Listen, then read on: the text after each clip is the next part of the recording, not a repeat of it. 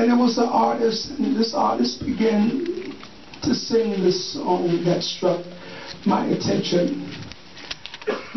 And these are the lyrics to this song. It says, lost touch with my soul. I had nowhere to turn. I had nowhere to go. Lost sight of my dream. Thought it would be the end of me. I thought I'd never make it through. I had no hope to hold on to. Yes. I thought I would break. The ending of it says, I didn't know my own strength. Yes. Yes, yes. Jesus. And I crashed down and I trembled, but I did not crumble. Yes. My God. I got through all the pain. I didn't know my own strength. Yes, yes. Survived my darkest hour. My faith kept me alive.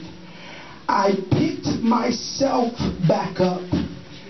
It says, held my head up high. Right. I was not built to break. Jesus. I didn't know my own strength.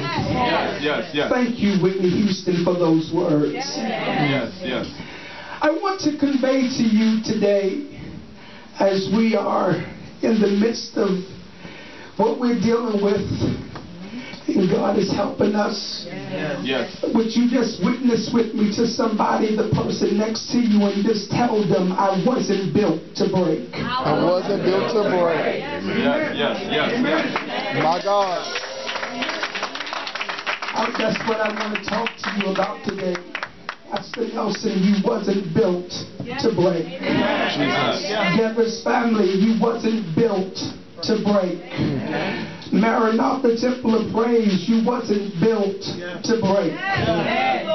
And I know this is a difficult time, and we're shedding tears in between and all of that, but I believe that I have most of us that can say that throughout this week, God has empowered us to make it through. What seemed like we would have lost our mind, we didn't do that. Even though the devil sent out a signal from hell and said that we would. How many of you know today we're still here? And we're not in the mental institution, but we're still standing. Amen, as Bishop Paul Morton sings the song.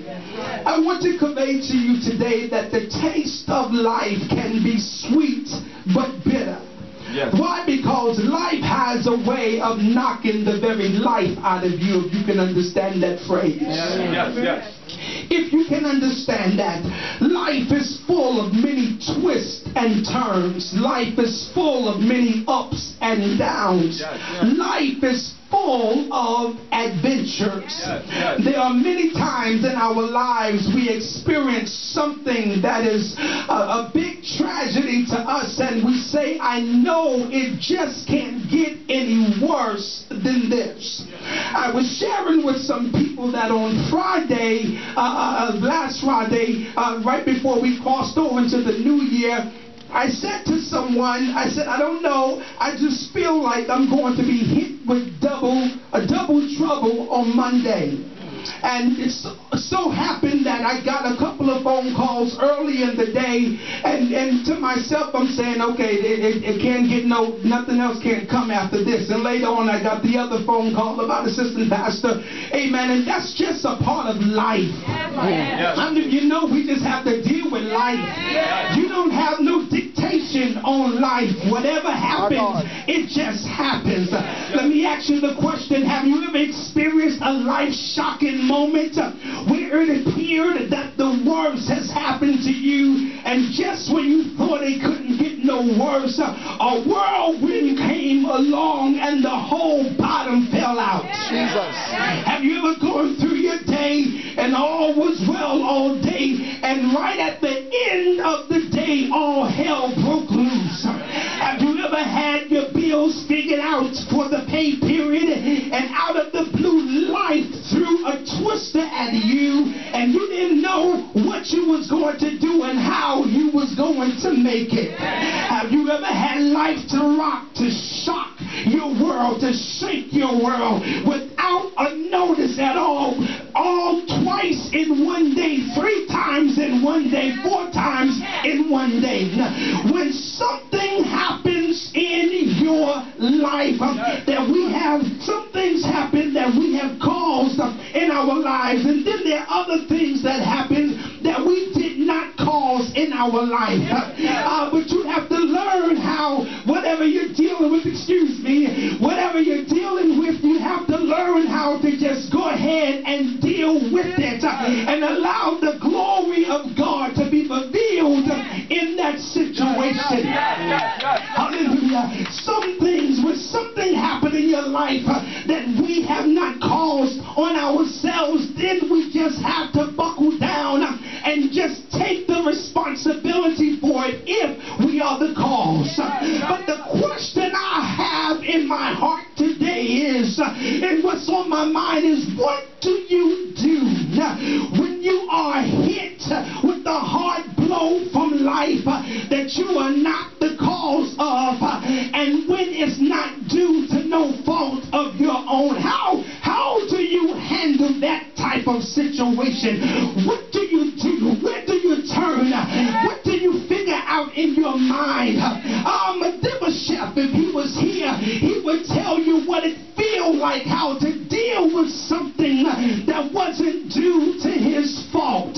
Most of you know the story of 2 Samuel 4:4, where it talks about how they were getting ready to be bombarded and attacked, and Mephibosheth's nurse picked him up very quickly. He was a little boy about the age of 5, and his nurse picked him up very quickly, and she dropped him, and he became lame for the rest of his life. That was due to no fault of his own. Now this boy is stripped of being able to walk down the aisle on graduation day. He's stripped of being able to walk across the stage and get his diploma. He's stripped of being able to go out into the playground and play with other kids. And this was not his fault. Come on, Job, tell us about the fact of dealing with something that was not due to your fault. Job, his children died, his cattle and all was killed, and his home, the home burned down. But what do you do when all of this stuff happened and it's not due to your fault? The question is, what do you do when bad news comes double? When bad news comes double, you got to learn to do as Job did. Turn your face to the ground and begin to worship God. I know when I got home Monday night, I was rushing through the house trying to pack a bag. And I began to cry, but all of a sudden, I began to worship God. God, I don't know why you let this happen. I don't know what's going to be the outcome. But I'm going to still bless your name. I'm going to still worship you. I'm going to still glorify you. I'm going to still say, this is the will of God. And I'm going to give you the thanks. And I'm going to give you the glory. Clap your hands and